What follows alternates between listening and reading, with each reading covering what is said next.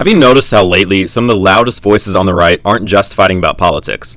They're fighting about what counts as a real Christian. Suddenly, supporting or opposing Israel is not just a policy difference, it's become a test of faith, friendship, and loyalty. Feuds that seem personal, like the wild back and forth between Candace Owens and Seth Dillon, are actually revealing something much bigger and honestly much more troubling about the political strategies at play online. I know the details can get messy, and in the next few minutes I'll walk through some internet drama that may get a bit boring. But trust me, stick around, because by the end you'll see exactly how some so-called leaders are trying to manipulate millions of Christians, not with religious arguments, but with identity. And if you want to understand what's really going on behind all the noise, and why it matters for the future of faith and politics in America, you're not going to want to miss it. So, one of the biggest ongoing political feuds right now has been Candace Owens versus Seth Dillon. For those that don't know, Seth Dillon is the co-founder of the Babylon Bee, the conservative satirical site that I believe has done some great work over the past few years. The feud began bubbling up, I believe it was last April 2024, when Candace Owens started using the phrase "Christ is King" in her public feud with her then employer, Ben Shapiro. If you want my thoughts on the Christ is King debate, I have two posts over on it, about it over at my Substack. I'll link to them in the bio below. But Seth Dillon came out at the time and said that using Christ is King to shame others is taking the Lord's name in vain. And although the statement Christ is King is true, it's wrong to use it in the way that he believes some people were using it. Then, in December of last year, the feud escalated when the Babylon Bee posted this meme saying that Candace is horrified to learn that Christmas was started by the birth of a Jew. Fast forward to last week, and Candace Owens went on Tucker Carlson's podcast, and they discussed her feud with Seth Dillon. I don't necessarily want to focus on their podcast, but rather on one particular reaction that gained some traction online, because this reaction perfectly demonstrates something that I've been noticing more and more. The tweet I want to focus on comes from an account called Lost My Hats, which is run by an ex-Montana pastor who was convicted of felony embezzlement. And here's how he frames it. According to him, Candace versus Seth feud is one Christian, Seth Dillon, attacking or refusing to stand up for another Christian, Candace Owens, because he is pro-Israel. To him, it shows a disregard for Christians on behalf of those who have no regard for Christ. He goes on to say that the most fascinating thing is that Seth Dillon shared a screenshot with James Lindsay, who is an atheist. James then posted that screenshot to his own Twitter account. Now, when I first saw this controversy months ago when it first happened, my initial thought was, who cares? These people are in politics, they share political views, they're probably friends who discuss politics with one another, and they're both upset over the direction that the online Twitter right is going. Here's the screenshot, I'll show it again. James Lindsay posted this, a shot of the Hodge twins saying that Jordan Peterson has gone full woke, which is referring to Jordan Peterson's support for Israel. You can see Seth Dillon's profile picture in the bottom left corner next to the reply box, meaning that Seth took the screenshot and sent it to James Lindsay, who then saved it and posted it. Now, as I said before, this is two friends who are talking about how the online right has gone too far, and now seemingly hates everything Jewish or anyone who supports Israel. But to Candace and Lost My Hats, this was evidence of some huge conspiracy. It's the scary, evil pro-Zionists coordinating attacks against the anti-Israel Christians. And oh no, the pro-Israel people aren't all Christian, so they all must be evil too. No, but that's not what this is really about. It's not upholding Christianity to them. After all, Israeli support is a political debate, not a religious one. What they're really doing here is manipulating religious identity to rally support for their own political agenda. Lost My Hats. He's clearly anti-Israel, and he's trying to frame this as good Christians are on the anti-Israel side. Anyone on the other side is attacking good-hearted Christians on behalf of the Jews.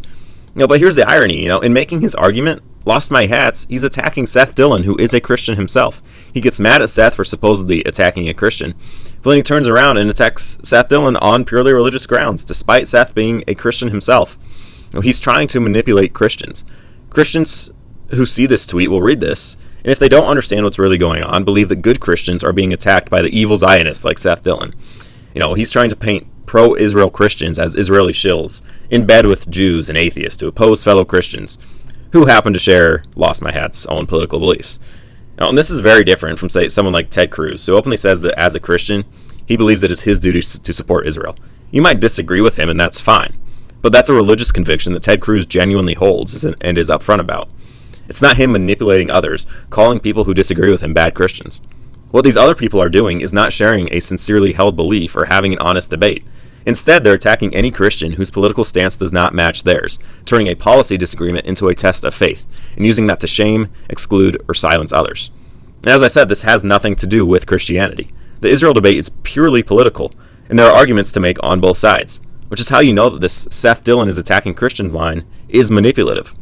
What it really is just another lie from the online right faction who's trying to claim that Trump has abandoned the MAGA base. Ever since Trump took office and started delivering on his foreign policy promises, much of the isolationist online right has positioned themselves as real MAGA while claiming that Trump is abandoning his base.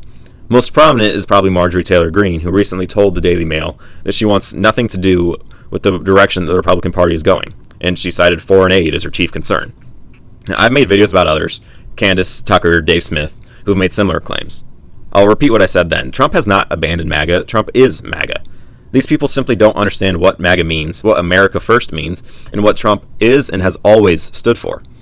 The problem for these online right figures is that they have no real support outside of Twitter. Spend 5 minutes on Twitter and it'll seem like every Republican is anti-Israel and anti-Trump. But polls show that in the real world, Trump's support among Republicans remain near all-time highs. That's why Lost My Hats decided to try this new line of attack. Instead of saying that Trump has abandoned MAGA, he's taking the religious angle. According to him, real Christians are anti-Israel. Pro-Israel Christians aren't good enough Christians because they disagree with anti-Israel Christians. And gasp, they're even friends with non-Christians. They may even be friends with the Jews, the horror! And it's not just no-name accounts like Lost My Hats. Others are reframing this from a political debate into a religious debate. Here's Candace Owens claiming that Israel's plan is and has always been mass murder of Christians. You just have to ignore the fact that Israel is the only Middle Eastern country where Christians can freely travel, live, and flourish without fear of being killed. Here's Tucker Carlson opening an interview with a pastor by stating that every time America gets involved in foreign wars, Christians die disproportionately.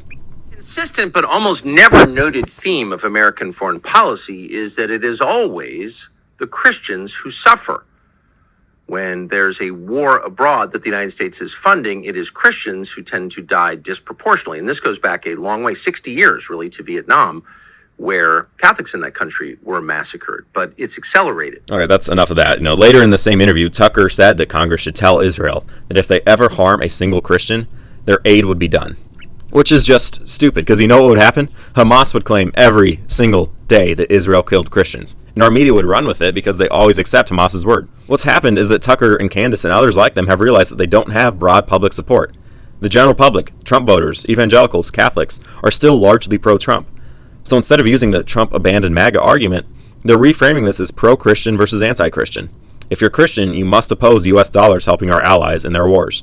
It doesn't matter if our allies would be destroyed if they don't fight back. It doesn't matter if our allies take every precaution against killing civilians.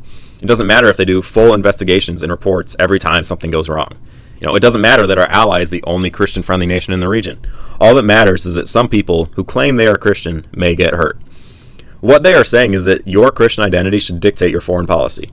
They're weaponizing your religious identity to make a political point. Not enough people are isolationist enough, but if they can get the Christian voting bloc on their side, suddenly they have a real voice in politics. Rather than them, trying to convince Congress members or Trump, we know that Tucker has his phone number, or Trump's team, they're going after the constituents, the Christians who voted these people in. If they can lie to enough Christians, they can eventually get members of Congress on their side. What they're banking on is that you, the Christians are trying to manipulate, won't see through their tricks.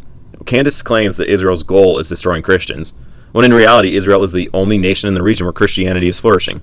That should tell you exactly what you need to know. These people are not being honest with you. They are grifters, and they have ulterior motives. Don't fall for it. Don't let manipulators convince you that to be Christian, you have to be anti-Israel.